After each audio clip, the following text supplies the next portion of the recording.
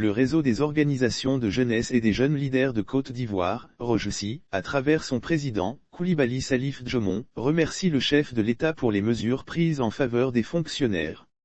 Le réseau des organisations de jeunesse et des jeunes leaders de Côte d'Ivoire, ROJESI, à travers son président, Coulibaly Salif Djomon, a fait une sortie, au lendemain du message du président de la République, Alassane Ouattara, adressé à la nation, à l'occasion de la célébration du 62e anniversaire de l'indépendance de notre pays.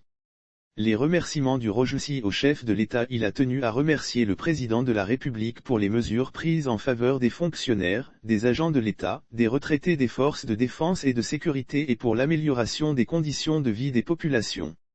Le ROJESI remercie le chef de l'État pour toutes les mesures prises en faveur de la décrispation du climat politique dans le but du retour définitif de la paix tant souhaité par les Ivoiriens. Cette organisation félicite tous ses présidents d'associations, ses membres et sympathisants pour le travail de cohésion qu'ils abattent quotidiennement dans nos villes et villages. Le président Coulibaly Salif Djomon invite toutes les organisations de jeunesse à s'engager résolument dans toutes actions de réconciliation et de développement du pays. Pour rappel, pour son message à la nation, le président de la République, Alassane Ouattara, a pris des mesures en faveur des fonctionnaires des agents de l'État, des retraités des forces de défense et de sécurité et pour l'amélioration des conditions de vie des populations. Il s'agit de l'extension du bénéfice de l'indemnité contributive au logement à l'ensemble des fonctionnaires et agents de l'État car environ un tiers des agents n'en bénéficient pas actuellement. La revalorisation de 20 000 FCFA par mois, de l'indemnité contributive au logement pour l'ensemble des fonctionnaires et agents de l'État, y compris les forces de défense et de sécurité.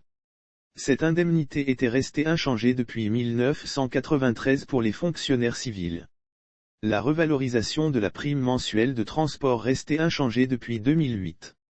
La revalorisation, pour la première fois depuis 1960, de l'allocation familiale qui passe de 2500 FCFA à 7500 FCFA par mois et par enfant, selon les modalités d'application habituelles, pour tous les fonctionnaires et agents de l'État, y compris les forces de défense et de sécurité.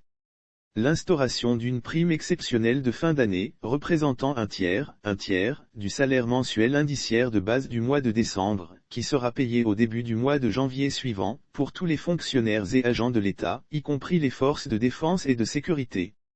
Le chef de l'État a décidé de prendre également des mesures pour les retraités et enfin, le chef de l'État a décidé de prendre également des mesures pour les retraités.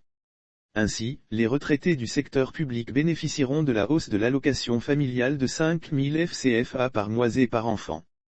En ce qui concerne les retraités du secteur privé, les pensions de retraite augmenteront de 5%. Lire aussi rencontre Adobédié Gbagbo, arrestation de militaires ivoiriens au Mali, Coulibaly Salif Djomon, ROJESI, parle. Toutes ces mesures représentent un effort additionnel de l'État, au profit des agents et fonctionnaires de l'État, d'environ 227 milliards de FCFA par an. Ces mesures entreront en vigueur, dès ce mois d'août 2022, sur les salaires et le paiement de la prime exceptionnelle entrera en vigueur en janvier 2023. En plus de ces augmentations de salaire, les fonctionnaires bénéficieront, dans les prochaines semaines, d'un nouveau statut général de la fonction publique, pour une administration ivoirienne plus moderne et plus efficace. Sauf autorisation de la rédaction ou partenariat préétabli, la reprise des articles de l'infodrome.com, même partielle, est strictement interdite. Tout contrevenant s'expose à des poursuites.